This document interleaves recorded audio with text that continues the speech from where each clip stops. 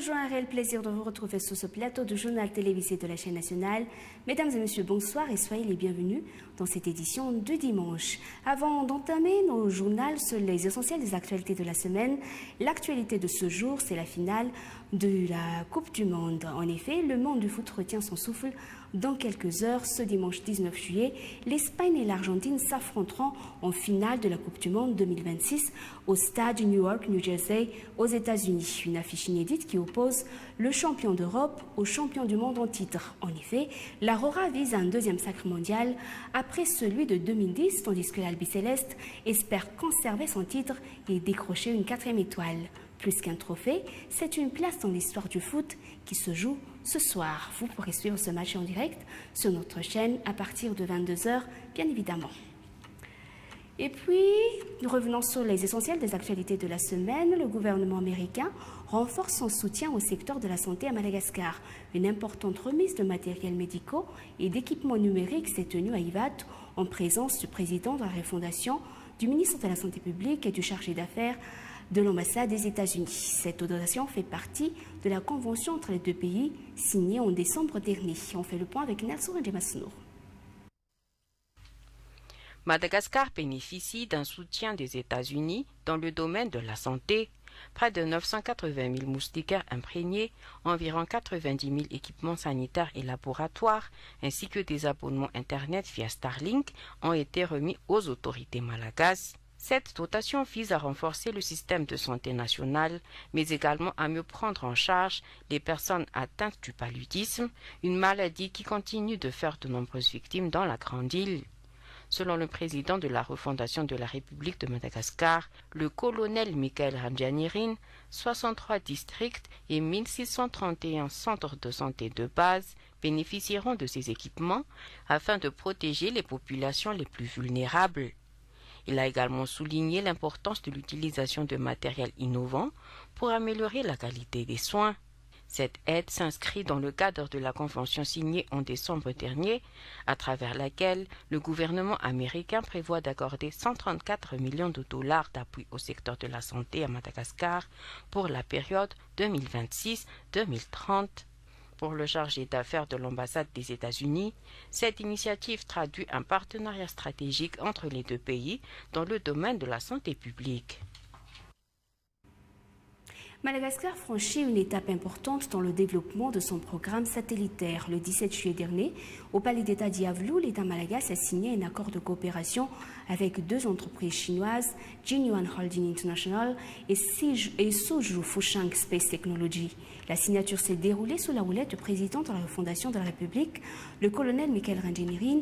Accord conclu entre le ministère du Développement numérique, des Postes et de la Télécommunication, représenté par le ministre de l'Enseignement supérieur et de la Recherche scientifique et le représentant des deux entreprises. Les détails. Ce partenariat entre l'État malagasy et les entreprises chinoises Jinyuan Holding International et Suzhou Fusheng Space Technology vise à accompagner Madagascar dans la mise en place de son programme satellitaire national. Les domaines de coopération portent notamment sur la surveillance météorologique, la prévention et la gestion des catastrophes naturelles, la cartographie, ainsi que le renforcement de la recherche scientifique. L'accord prévoit également un transfert de technologie, un appui technique et financier et la formation d'ingénieurs et d'experts malagasy. Une première cohorte de 40 ingénieurs, civils et militaires, sera formée afin de développer les compétences nationales dans le domaine spatial. Le président de la Fondation de la République de Madagascar a indiqué que ce projet s'inscrit dans la stratégie de modernisation du pays. Il a annoncé l'arrivée prochaine de la technologie 5G et de la solution Direct to Cell à Madagascar avant le déploiement futur de la 5,5G. Selon lui, ce partenariat marque une étape majeure vers le renforcement de la souveraineté technologique de Madagascar et l'accélération de son développement.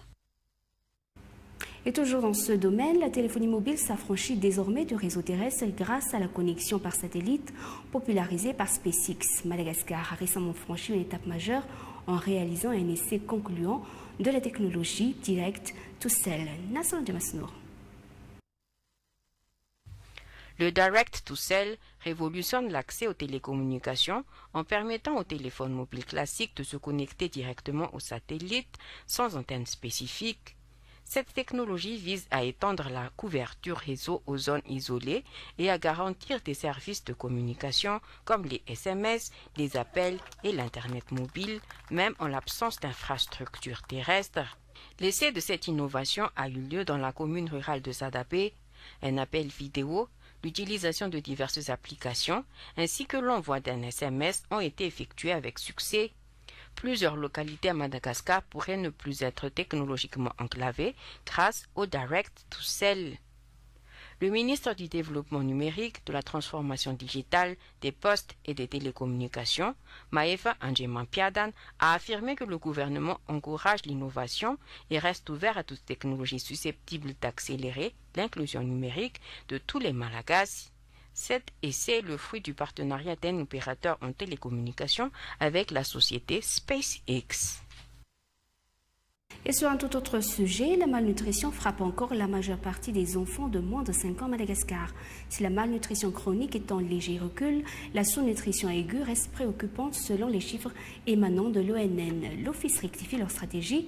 Il invite ses partenaires à coordonner les actions. Nadine Razafandjamar et Fanny Kelly. En 2025, la croissance chez les enfants a enregistré une légère amélioration. Le taux de malnutrition chronique, qui s'élevait auparavant à 39%, est passé à 37%. Toutefois, la malnutrition aiguë, responsable de la perte de poids chez les enfants de moins de 5 ans, demeure un défi majeur.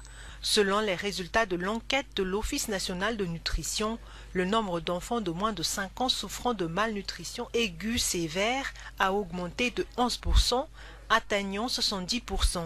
Face à cette situation, l'ONN a revu sa stratégie. L'Office appelle ses partenaires à renforcer leur collaboration. La lutte prend une dimension multisectorielle. Il faut plus d'appui au secteur agricole, mettre en valeur la transformation locale, signale Fanzarakut Njembe, la coordinatrice nationale de l'ONN. Elle invite aussi les partenaires à repenser au système d'adduction causant des problèmes d'irrigation. Il est temps aussi, souligne-t-elle, de penser à améliorer nos semences et à soutenir les organisations paysannes, les associations féminines, les associations œuvrant pour les jeunes et les enfants. L'alimentation, les apports nutritionnels, un besoin essentiel, souligne le Premier ministre Mamtine Radzonarsan. Il est temps de repenser à un système économique répondant à cela, estime-t-il. Durant les 2 années de refondation, nous fixerons l'objectif de réduire à 30% le taux de malnutrition chronique s'il est à 39% en 2025. En consultant le budget de l'Office national de nutrition, j'ai aussi remarqué qu'il y a plus d'apports des partenaires techniques et financiers que du gouvernement. Cela est inconcevable, note le Premier ministre. En 2027, le gouvernement augmentera le budget alloué à l'ONN. Le projet de loi de finances pour 2027 est actuellement en préparation, ajoute-t-il. Depuis 2017, la Banque mondiale a consacré 200 millions de dollars à la lutte contre la malnutrition à Madagascar. Une partie de ce financement a permis la construction du nouveau siège de l'ONN à Nansan, bâtiment qui fera office de coordination avec les partenaires multisectoriels. Les célébrations de son 60e anniversaire de la presse malagasy ont été officiellement lancées cette semaine. À cette occasion, le ministre de la Communication et de la Culture a appelé les journalistes à renforcer leur unité et à préserver l'éthique ainsi que la dignité de leur profession. Le ministre a également annoncé le projet de construction d'une maison de la presse. Ce futur édifice se veut à la fois un monument symbolique et un espace de référence destiné à rassembler l'ensemble des professionnels des médias. C'est un reportage de Sandra Akoutorsan et Stéphane Alphonse. 160 ans après la parution du premier journal en langue malagasy, la presse nationale continue d'occuper une place centrale dans la vie démocratique du pays. Un anniversaire célébré cette année Sous le thème « Restaurer la dignité de la profession journalistique et raviver le sens de la souveraineté nationale », l'évolution de la presse malagasy est aussi marquée par la levée de la censure, une étape décisive qui a favorisé l'émergence d'une presse plus libre et contribué à l'affirmation des valeurs démocratiques. À l'ouverture des festivités, le ministre de la Communication et de la Culture a lancé un appel à l'unité des professionnels des médias.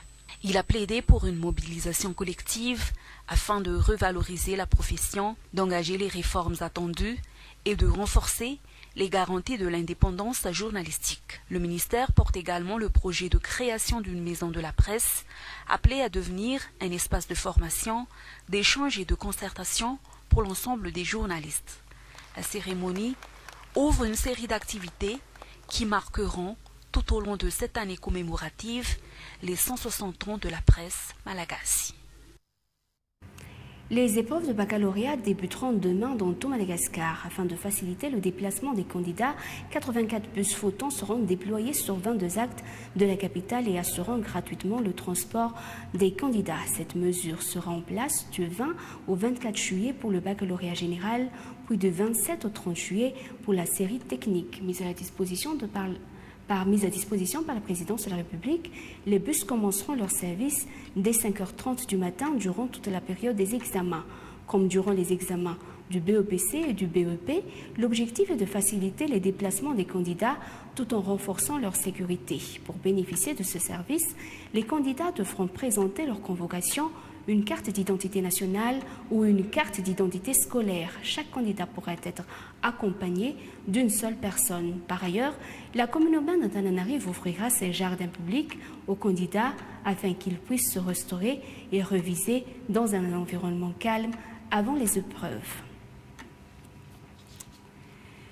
Et dans un autre sujet, près de 2 semaines avant le début des travaux de construction du premier flyover à Madagascar, une consultation des personnes concernées a eu lieu cette semaine. Elles ont appris que leur indemnisation commencera en septembre 2026, à la suite de quoi un nouveau pont sera bâti à l'extension de l'arène Nimbis sera au programme. Nasson Diamasnour. Les habitants d'Anoussat et les usagers de cet axe voient d'un bon œil la construction du futur flyover censé fluidifier la circulation et réduire les embouteillages dans cette zone stratégique de la capitale. Si plusieurs infrastructures devront être démolies pour permettre la réalisation du projet, les personnes concernées se disent prêtes à faire face à cette situation. Elles demandent toutefois une relocalisation de leurs activités ainsi qu'une indemnisation conforme à la valeur de leurs biens. Le démarrage des travaux est prévu le 1er août prochain. Le secrétaire général du ministère des Travaux publics assure qu'aucune destruction ne sera engagée avant le versement des indemnisations. Le projet sera mis en œuvre en 2 phases. La première comprend notamment la construction d'un pont à 4 voies. Au total, 215 personnes sont concernées par cette phase. Selon les responsables, 80% d'entre elles ont déjà déposé les documents nécessaires pour bénéficier d'une indemnisation dont les paiements devront débuter en septembre. La seconde phase prévoit l'élargissement de la route nationale 1 bis du pont d'Anoussat jusqu'à la bifurcation d'Antanmenakil vers Avarapuchaitos. Une route à 4 voies y sera aménagée. La réhabilitation de la route digue reliant Nkatmbaok au rond-point du stationnement Maki-Antutapenak figure également parmi les travaux programmés. Et un mot sur le domaine de l'environnement. Madagascar dispose de richesses naturelles exceptionnelles. L'aire protégée de Mahavav-Kinkun, située dans le nord-ouest de l'île, dans la région Bouin, est un refuge pour de nombreuses espèces d'oiseaux endémiques ainsi que pour plusieurs espèces rares de poissons d'eau douce. Ce site naturel d'une valeur exceptionnelle mérite d'être connu. Il a d'ailleurs permis à la ville de Mitsins de devenir la seule ville de Madagascar à être reconnue comme ville Ramsar. Les détails dans ce reportage de March Ramarkout et de Muraranji de la TVM Mahadzang. Classé dans la catégorie 5 des aires protégées, le complexe Mahavav-Kinkun ou CMK, qui s'étend sur une superficie de plus de 350 000 hectares, abrite de nombreuses espèces de faune et de flore endémiques de Madagascar. Situé dans le district de Mitsins, le complexe Mahavav-Kinkun est l'une des 7 aires protégées de la région Bouin. La catégorie 5 désigne un paysage terrestre et marin protégé où l'interaction entre l'être humain et la nature a façonné un territoire à forte valeur écologique. Elle permet de concilier la conservation de la biodiversité avec des activités humaines durables, compatibles avec les objectifs de protection de l'environnement. La complexité des écosystèmes, allant des complexes des écosystèmes terrestres, écosystèmes forestiers, écosystèmes lacustres et fluviales, et l'écosystème marin et côtier, et surtout l'écosystème récifaux. Sa spécificité réside sur la présence des espèces endémiques, des espèces emblématiques de l'Ouest de Madagascar, comme le Sakala-Varel, le râle d'Olivier ou bien Sapurnea oliveri en scientifique. Et aussi les deux espèces AZE ou Alliance Zéro Extinction, l'espèce Lepilémuran monsonorum, c'est une espèce de lémurien, et l'espèce de poisson endémique de l'Ouest de Madagascar, le Paratropus d'Ambabé ou bien d'Amba.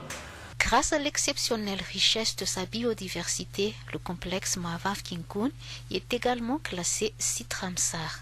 Il y a deux sites Ramsar dans le district, le lac Kinkun et le lac Sarik-Dantrim. Donc, grâce à la présence de ces zones humides, déjà figurées dans le site Ramsar, et aussi les autres zones humides comme les zones côtières, les fleuves. Donc, les zones humides apportent des bénéfices pour la population locale, surtout les pêcheurs et les collecteurs, ainsi que des apports justifiables sur l'importance écologique. Donc tout cela regroupé dans l'importance du district pour subvenir les besoins de la population locale et subvenir aussi les exigences écologiques de la faune et de flore. Donc cela signifie que notre aire protégée ainsi que le district qui l'abrite a une importance au niveau national qu'international. Et c'est pour cela que le district même a été nommé en 2018 comme la seule ville Ramsar à Madagascar depuis le COP23 à Dubaï. La site Madagascar et l'association Marambiti Miani Zavapoari assurent la gestion et la conservation du complexe Mahavav-Kinkun. Dans ce cadre, elles accompagnent et impliquent les paysans ainsi que les communautés locales dans la protection des ressources naturelles et la gestion durable de cet écosystème. Voilà pour les essentiels des actualités de cette semaine. C'est également la fin de cette édition. Merci d'être resté avec nous jusqu'au bout. Merci également à toute l'équipe.